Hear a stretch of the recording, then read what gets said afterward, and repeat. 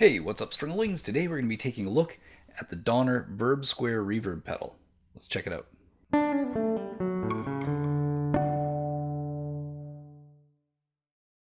The Donner Verb Square is a 7-mode reverb pedal. So it includes all the standard reverbs. It's got a room, hall, church, spring. We'll look at it here. Plate, studio reverb, and a mod. So the mod is a modulated reverb with a little bit of, sounds like chorus maybe. And all the standard functions, right? So it has an effects level, a decay, and a tone control that controls the high and low frequencies of the reverberation itself, not of your guitar signal going in. We're going to check this out. It doesn't say on here whether this one is a true bypass or not. A lot of their pedals are, and it will say it right on here. That has some implications later on in terms of building out a full pedal board. The main thing for true bypass is that it doesn't affect your signal when the pedal is switched off. And there is a way that we can test to see if it's at least a clean bypass, if not true bypass, just with the power chord. Basically all that means is that when the pedal is disengaged, there's an uninterrupted signal flow from the input to the output. It's just like a cable connector. So that's something you can check out. We're going to take a look and just see one way or another whether that is the case with this pedal, because it doesn't say on the pedal itself this time. And I'm just going to rig this up really quick. I'm going to go with the DST 400 from Donner. I'm going to go into probably the Humble again, one of my favorite clean amps from ML Sound Lab. And we're going to give this a little go. Okay, we're back. I've got everything rigged up here. I'm on the DST 400, which is a Donner instrument. And I've got the pedal over here on the desk, so as I'm reaching, you'll know what I'm reaching for. It's over here. Okay, and right now I have the ML Sound Lab Humble amp plugged into Reaper. So with that amp, I've taken everything off except the, actually, you know what, I'm going to turn that off too. I was going to say everything off except for the compressor, but I'm actually going to turn that off as well. So let's go over to the pedal board and just switch that off real quick. Here's my clean sound, unaffected.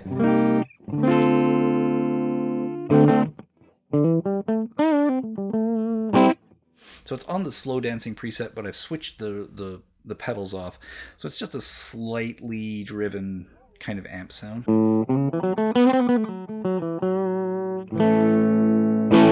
Okay, nothing too beefy, nothing too hot. And I've got the reverb pedal over here on the desktop. As I said, I've got everything dialed in at 12 o'clock except for the mode selector, which is currently set on room. There's going to be a pop. There's my pop. Okay, and this is what it sounds like in the room.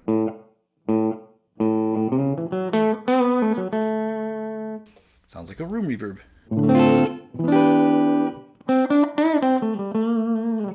So if we turn the effects level up, we'll get a little bit more depth,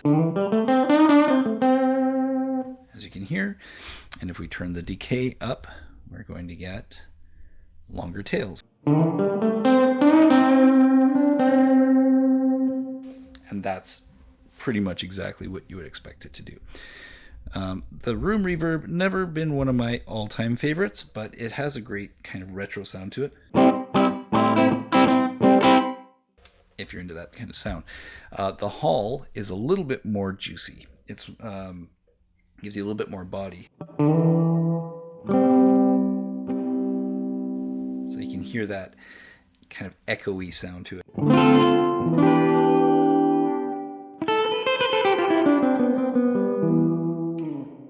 Okay, again, if we turn that decay up, we'll get some distance. Go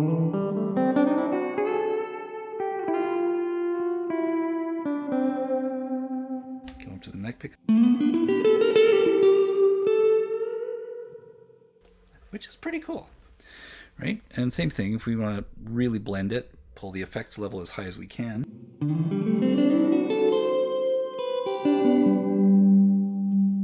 It has some nice density to it.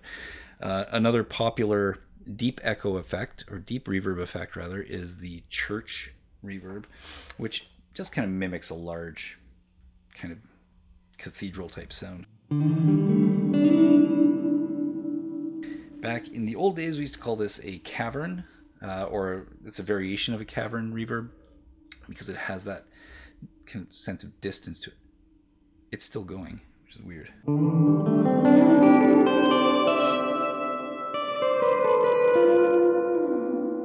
Why you would need that much, I don't know. We can take that decay back down, and we'll take everything back to noon. And here you'll hear, I'm going to turn the tone up so you hear the tone on the echoes. Okay.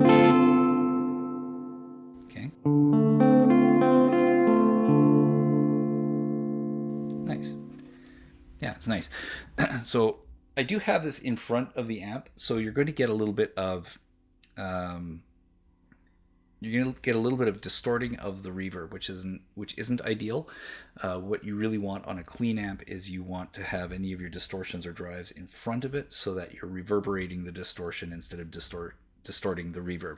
I say this all the time, and we're going to do a full demo, I think, on how to do pedal order specifically for that reason.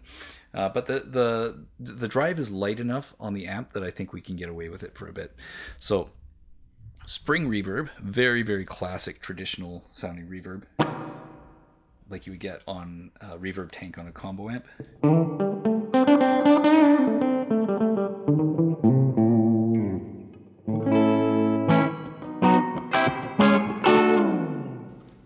It's very cool.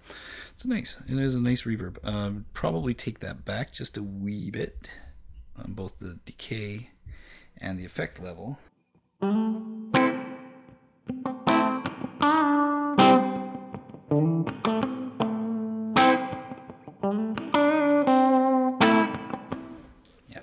It's a really nice tone, and it's not coloring the tone very much.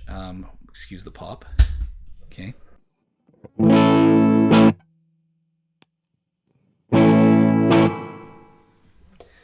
So that's kind of the advantage with the bypass, right? Is it doesn't color the sound. The downside to it is that it makes your signal length longer from your guitar to the amp. That's kind of the disadvantage. Going up to the plate reverb is another kind of standard.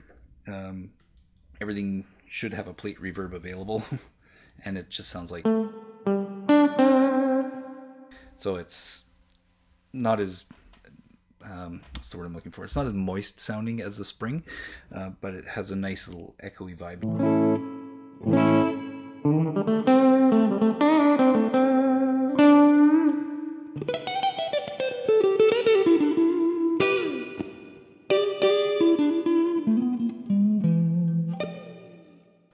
That's nice. Okay, moving down to the studio reverb. This is what it would sound like if you didn't have any sound treatment in your studio. For example, here, or I don't have any sound treatment. That's on order. So let's check this out.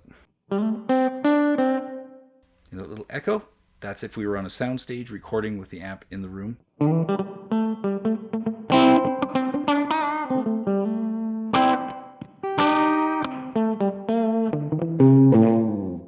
And that's the advantage to putting a room mic, an overhead mic, in the room where the guitar player is playing. You mic the amp to get clean sound, and then you mic the room to get the reverb, and that's pretty much what you end up with. It's a pretty good sound. I actually really like this pedal a lot. Coming down to the mod, this is a modulation effect. So here they've added a little bit of modulation. So that could be anything from a phaser to a chorus, even a tremolo. I don't think this is a tremolo. It's a chorus, okay?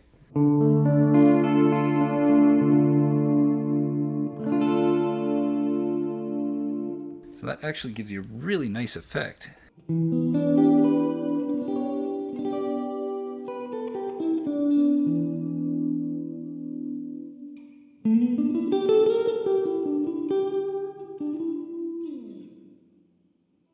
This type of reverb is the kind of thing you'd want to use on a clean tone, right?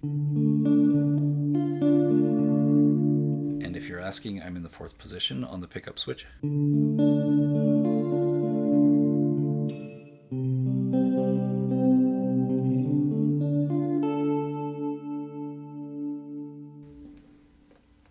Down to the bridge for that humbucker. You can really hear that volume boost when you switch to the humbucker. I'm going to do a bridge single coil at the pop hopped pickup selector here.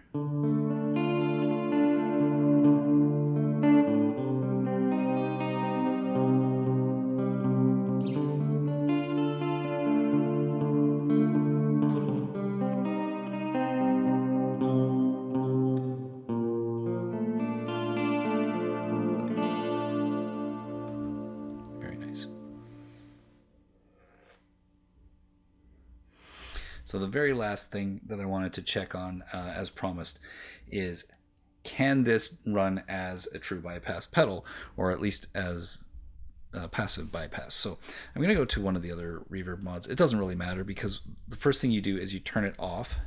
So this is bypass mode. So this is unaffected. Then we pull the plug. There you go. Pull the plug and see if our signal still goes through. There it is.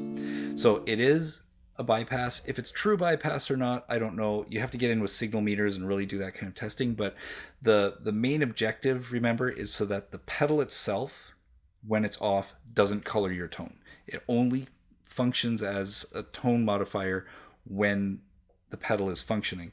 The pedal right now will not function because it's not plugged in. Sorry, because it's not plugged in. And the tone control on here, on this one, only modifies the effect. On other pedals, like a distortion or an overdrive, the tone will color the signal going through it. This only colors the effect itself. So that's an important feature and something worth thinking about when you're selecting pedals. But remember, every pedal you add to your board adds a minimum of 6 inches or whatever the length of your patch cables are. A lot of patches, excuse me, sorry. A lot of patches are these, these like 6 to 8 inch patches, and that doesn't seem like very much, but when you've got 10 pedals on a board, right, 10 pedals with 6-inch cables running between them, you end up with a much longer signal chain from your guitar to the amp. So that's something to think about, and we're going to talk about how to get around that problem later on. But for right now, that's the pedal. It turns out it's as close to true bypass as we can figure on this test, and yeah, let's talk about it. So that's the Donner Verb Square multifunction reverb pedal. It's a great little pedal, sits really well in the mix, doesn't color your tone too much, and does exactly what it's supposed to do. It delivers a really great reverb with a lot of flexibility and plenty of options to play around with. Definitely worth checking out, and honestly, it's incredibly affordable. I mean, all of Donner's products are really affordable. This is a really affordable reverb. Really a great mainstay to put into your effects loop and on your board. So make sure you check it out as soon as you can. We're going to test this in a few different configurations with some overdrives, maybe into an effects loop, and see what kind of sounds we can get with it. But in the meantime, why don't you go ahead and like this video, subscribe to the channel, and if you're feeling up for it, why don't you consider joining as a member of the channel? It's a couple of bucks a month, but it gets you some really cool perks, and it helps keep this kind of content and some of my other review content flowing. So that's it for today. I hope you enjoyed this, and I will catch you next time.